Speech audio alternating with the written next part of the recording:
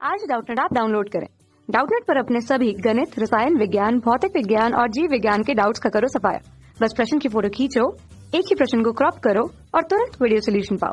अभी डाउनलोड करें। हेलो दोस्तों, आइए देखते हैं एक प्रश्न। इसमें हमसे क्या कह रहे हैं, निर्धारित कीजिए कि क्या बिंदु 1, 5, 2, 3 और -2, -11 संरेखी हैं। तो देखिए, अब हमें ये चेक करके बताना है कि ये बिंदु संरेखी हैं या नहीं है। तो कोई बिंदु संरेखी कब होते हैं? जब वो एक ही रेखा पे होते हैं। मान लीजिए ये रेखा है और इस रेखा पर कोई बिंदु है, तब जाके हम उनको संरेखी कहते हैं। और इन संरेखी बिंदुओं से जब बिंदु संरेख होते हैं तो उनसे त्रिभुज नहीं बन पाता, और जब त्रिभुज ही नहीं बनेगा तो क्षेत्रफल क्या हो जाएगा? त्रिभुज का शून्य आ जाएगा। ठीक है, क्योंकि त्रिभुज बनने के लिए कम से कम एक बिंदु का असंरेख होना आवश्यक है। जैसे दो बिंदु तो एक रेखा में हो गए, तीसरा बिंदु कहीं और होना चाहिए, तब जाके उनसे त्रिभुज बन पाता है। तब हम कह देते हैं कि उनसे बना त्रिभुज का कुछ क्षेत्रफल होगा। लेकिन अगर बिंदु संरेख है तो उनसे बने त्रिभुज का क्षेत्रफल क्या हो जाता है? शून्य हो जाता है। तो हम क्या करेंगे, त्रिभुज का क्षेत्रफल निकाल कर देखते हैं। और त्रिभुज के क्षेत्रफल का सूत्र क्या होता है? 1/2 x1 और होता है y2 माइनस y3, फिर प्लस x2 और फिर क्या होता है? y3 माइनस y1 और प्लस क्या होता है? x3 और y2 माइनस के y1। ठीक है, तो सॉरी 3y1 माइनस के y2। ठीक है, तो अब हम यहाँ पर क्या करेंगे, ये हमारा x1 y1 है, इसको हम x1 y1 मान लेते हैं, इसको हम x2 y2 मान लेते हैं और इसको हम x3 और y3 मान लेते हैं। तो देखिए, अब अगर त्रिभुज का क्षेत्रफल 0 आ जाएगा तब हम कहेंगे कि वो बिंदु संरेख है।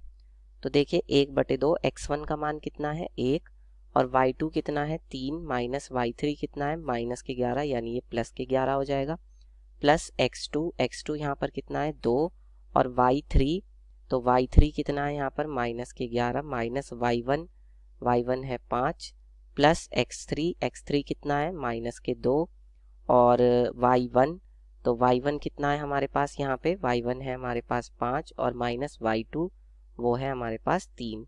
ठीक है, तो ये कितना हो जाएगा? 1/2 और ये हो जाएगा 1, 11 और 3 कितना होता है? 14, प्लस ये हो जाएगा 2, 11 और 5 कितने होता है? -16, और प्लस -2, 5 में से 3 जाएगा तो 2 आ जाएगा। ठीक है, तो ये आपका कितना हो जाएगा? 1/2, यह तो हो जाएगा 14, और ये हो जाएगा 16 दूनी 32, और ये हो जाएगा 2 और 2 -4।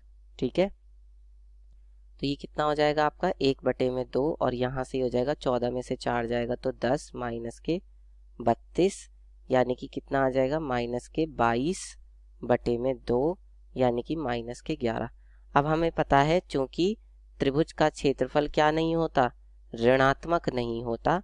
क्योंकि त्रिभुज का क्षेत्रफल या कोई भी क्षेत्रफल है किसी का भी, वो क्या होता है? ऋणात्मक नहीं होता, ऋणात्मक नहीं होता। इसलिए यहाँ पर जो त्रिभुज का क्षेत्रफल आ जाएगा वो क्या आ जाएगा? वो आ जाएगा 11 वर्ग इकाई।